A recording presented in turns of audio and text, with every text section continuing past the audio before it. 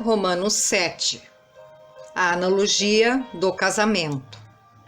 Versículo 1. Porventura ignorais, irmãos, pois falo aos que conhecem a lei, que a lei tem domínio sobre o homem toda a sua vida? Ora, a mulher casada está ligada pela lei ao marido enquanto ele viver.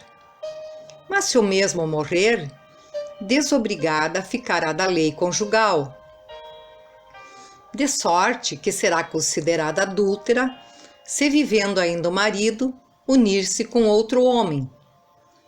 Porém, se morrer o marido, estará livre da lei e não será adúltera se contrair novas núpcias. Assim, meus irmãos, também vós morrestes relativamente à lei, por meio do corpo de Cristo, para pertencerdes a outro, a saber, aquele que ressuscitou dentre os mortos, a fim de que frutifiquemos para Deus. Porque, quando vivíamos segundo a carne, as paixões pecaminosas, postas em realce pela lei, operavam em nossos membros, a fim de frutificarem para a morte. Agora, porém, libertados da lei, estamos mortos para aquilo a que estávamos sujeitos, de modo que servimos em novidade de espírito e não na caducidade da letra. Romanos 7, versículo 7. A lei e o pecado. Que diremos, pois? É a lei pecado? De modo nenhum. Mas eu não teria conhecido o pecado, senão por intermédio da lei. Pois não teria eu conhecido a cobiça, se a lei não dissera, não cobiçarás. Mas o pecado, tomando ocasião pelo mandamento, despertou em mim toda sorte de concupiscência, porque sem lei está morto o pecado. Outrora, sem a lei eu vivia, mas sobrevindo o preceito, reviveu o pecado e eu morri. E o mandamento que me fora para a vida, verifiquei que este mesmo se me tornou para a morte. Porque o pecado, prevalecendo-se do mandamento, pelo mesmo mandamento, me enganou e me matou. Por conseguinte, a lei é santa e o mandamento é santo e justo e bom. Acaso o bom se me tornou em morte? De modo nenhum. Pelo contrário, o pecado, para revelar-se como pecado, por meio de uma coisa boa, causou-me a morte, a fim de que, pelo mandamento, se mostrasse sobremaneira maligno. Porque bem sabemos que a lei é espiritual, eu todavia sou carnal, vendido à escravidão do pecado. Porque nem mesmo compreendo o meu próprio modo de agir, pois não faço o que prefiro, e sim o que detesto. Ora, se faço o que não quero, consinto com a lei, que é boa. Neste caso, quem faz isto já não sou eu, mas o pecado que habita em mim. Porque eu sei que em mim, isto é, na minha carne, não habita bem nenhum, pois o querer o bem está em mim, não porém o efetuá-lo. Porque não faço o bem que prefiro, mas o mal que não quero, esse faço. Mas se eu faço o que não quero, já não sou eu quem o faz, e sim o pecado que habita em mim. Então, ao querer fazer o bem, encontro a lei de que o mal reside em mim. Porque, no tocante ao homem interior, tenho prazer na lei de Deus. Mas vejo nos meus membros outra lei que, guerreando contra a lei da minha mente, me faz prisioneiro da lei do pecado que está nos meus membros. Desventurado homem que sou, quem me livrará do corpo desta morte? Graças a Deus por Jesus Cristo, nosso Senhor, de maneira que eu, de mim mesmo, com a mente, sou escravo da lei de Deus, mas, segundo a carne, da lei do pecado. Livro de Romanos, capítulo 8. Nenhuma condenação, o penhor do Espírito. Versículo 1. Agora, pois, já nenhuma condenação há para os que estão em Cristo Jesus. Porque a lei do Espírito da vida em Cristo Jesus te livrou da lei do pecado e da morte. Porquanto o que fora impossível à lei, no que estava enferma pela carne, isso fez Deus, enviando seu próprio Filho em semelhança de carne pecaminosa. E no tocante ao pecado, e com efeito, condenou Deus na carne o pecado, a fim de que o preceito da lei se cumprisse em nós, que não andamos segundo a carne, mas segundo o Espírito. Porque os que se inclinam para a carne cogitam das coisas da carne, mas os que se inclinam para o Espírito, das coisas do Espírito. Porque o pendor da carne dá para a morte, mas o do Espírito para a vida e paz. Por isso, o pendor da carne é inimizade contra Deus, pois não está sujeito à lei de Deus, nem mesmo pode estar. Portanto, os que estão na carne não podem agradar a Deus. Vós, porém, não estáis na carne, mas no Espírito, que de fato o Espírito de Deus habita em vós. E se alguém não tem o Espírito de Deus, esse tal não é dele. Se, porém, Cristo está em vós, o corpo, na verdade, está morto por causa do pecado, mas o Espírito é vida por causa da justiça. Se habita em vós o Espírito daquele que ressuscitou a Jesus dentre os mortos, esse mesmo que ressuscitou a Cristo Jesus dentre os mortos, vivificará também o vosso corpo mortal, por meio do seu Espírito que em vós habita. Romanos 8, versículo 12. Filhos e herdeiros. Assim, pois, irmãos, somos devedores, não à carne, como se constrangido a viver segundo a carne. Porque, se viverdes segundo a carne, caminhais para a morte. Mas se pelo Espírito, mortificados os feitos do corpo, certamente vivereis. Pois todos os que são guiados pelo Espírito de Deus são filhos de Deus. Porque não recebestes o espírito de escravidão, para viverdes outra vez atemorizados, mas recebestes o espírito de adoção, baseados no qual clamamos: Abba, Pai. O próprio Espírito testifica com o nosso espírito que somos filhos de Deus. Ora, se somos filhos, somos também herdeiros. Herdeiros de Deus e co-herdeiros com Cristo. Se com Ele sofremos, também com Ele seremos glorificados. Romanos 8, versículo 18. Os sofrimentos do presente e as glórias do porvir.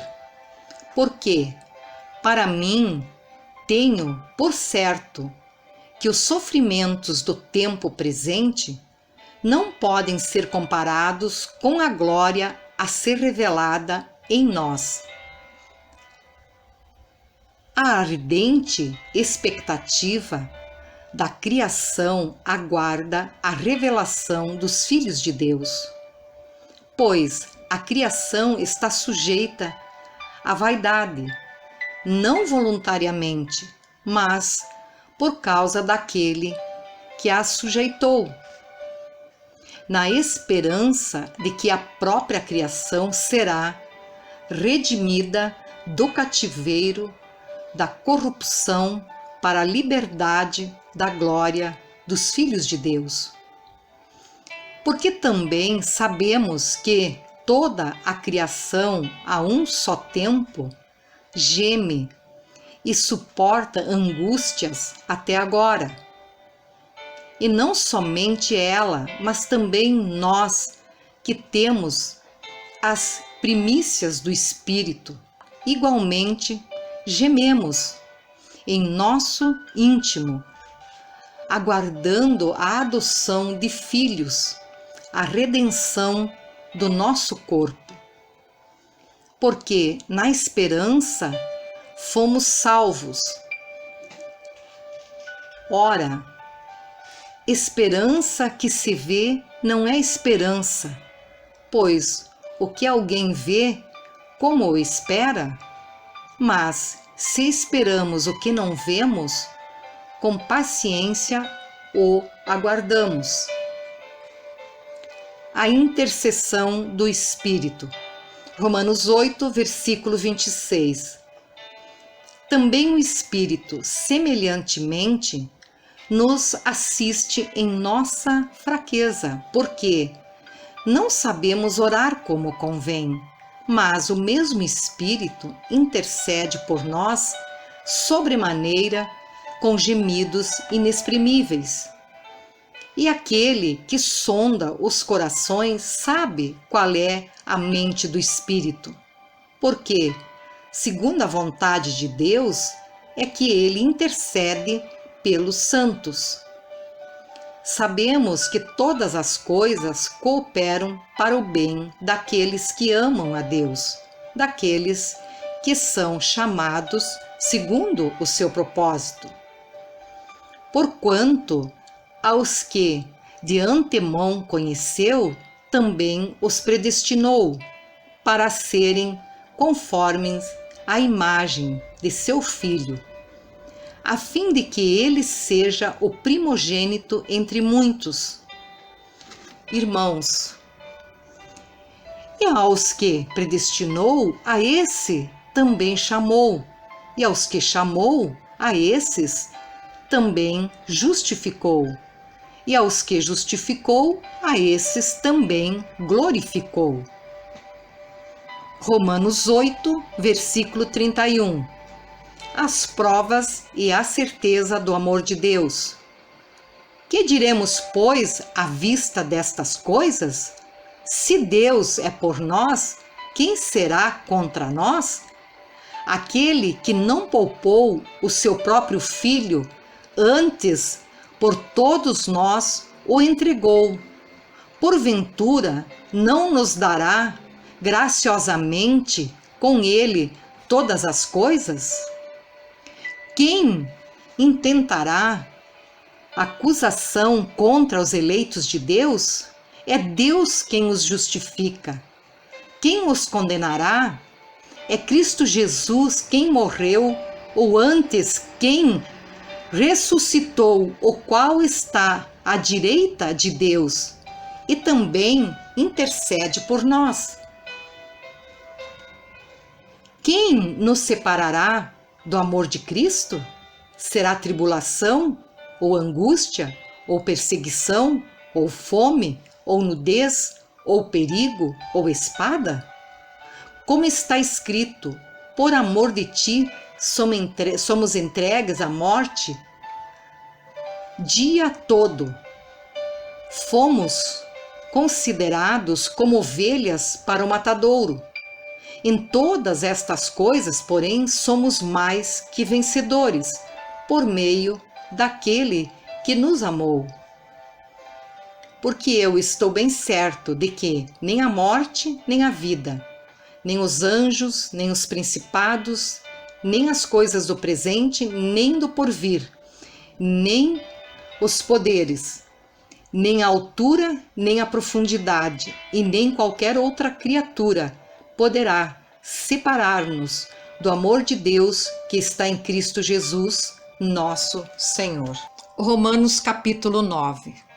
Paulo e a incredulidade dos judeus. Versículo 1. Digo a verdade em Cristo, não minto, testemunhando comigo no Espírito Santo a minha própria consciência. Tenho grande tristeza e incessante dor no coração, porque eu mesmo desejaria ser anátema, separado de Cristo, por amor de meus irmãos, meus compatriotas, segundo a carne.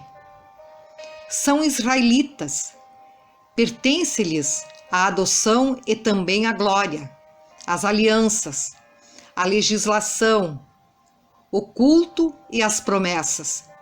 Deles são os patriarcas e também deles descende o Cristo, segundo a carne, o qual é sobre todos, Deus bendito para todo o sempre.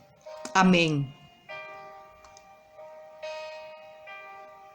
A rejeição de Israel não é incomparável com as promessas de Deus.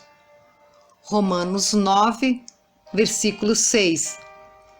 E não pensemos que a palavra de Deus haja falhado, porque nem todos os de Israel são de fato israelitas, nem por serem descendentes de Abraão, são todos seus filhos.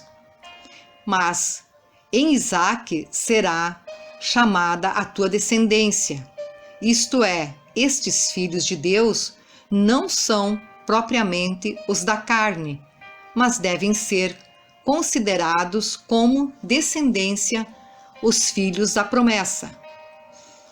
Porque a palavra da promessa é esta: por esse tempo virei, e Sara terá um filho.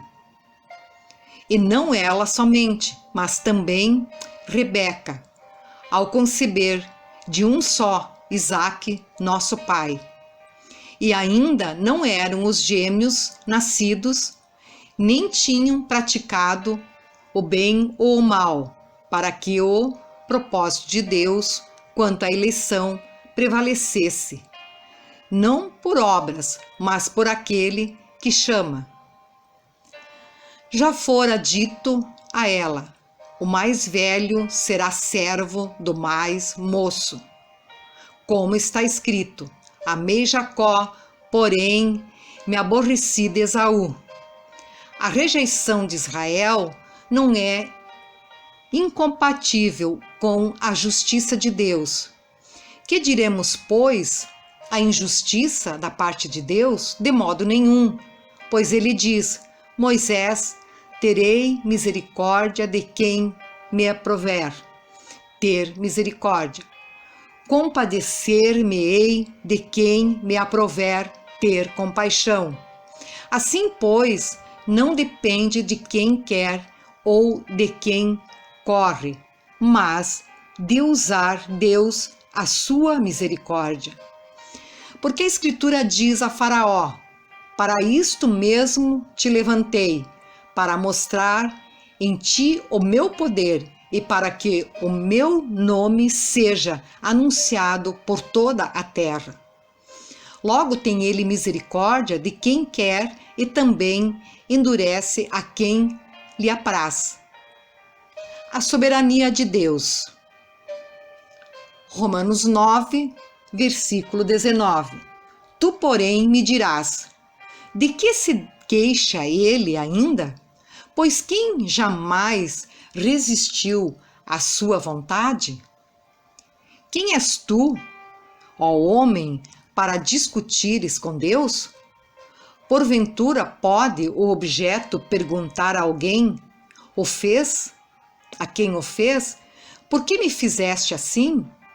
Ou não tem o oleiro direito sobre a massa, para do mesmo barro fazer um vaso para a honra e outro para a desonra? Que diremos, pois, se Deus, querendo mostrar a sua ira e dar a conhecer o seu poder, suportou com muita longanimidade os vasos de ira, preparados para a perdição, a fim de que também desse a conhecer as riquezas de sua glória em vasos de misericórdia, que para a glória preparou de antemão, os quais somente nós, a quem também chamou, não só dentre os judeus, mas também dentre os gentios? Assim como também diz em Oséias: chamei povo meu ao que não era meu povo, e amada a quem não era amada, no lugar em que se lhes disse: vós não sois meu povo, ali mesmo serão chamados filhos de Deus vivo. Mas relativamente a Israel, dele clama Isaías: ainda que o número dos filhos de Israel seja como a areia do mar, o remanescente é que será salvo, porque o Senhor cumprirá a sua palavra sobre a terra, cabalmente e em breve, como Isaías já disse: se o Senhor dos exércitos não nos tivesse deixado descendência, ter-nos-íamos tornado como Sodoma e semelhante a Gomorra. Israel é responsável pela sua rejeição. Romanos 9, versículo 30. Que diremos, pois, que os gentios que não buscavam a justificação vieram a alcançá-la? Todavia, a que decorre da fé, e Israel, que buscava a lei de justiça, não chegou a atingir essa lei. Por quê?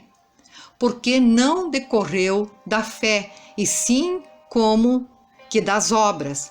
Tropeçaram na pedra de tropeço. Como está escrito: eis que ponho em Sião uma pedra de tropeço e rocha de escândalo, e aquele que nela crê não será confundido.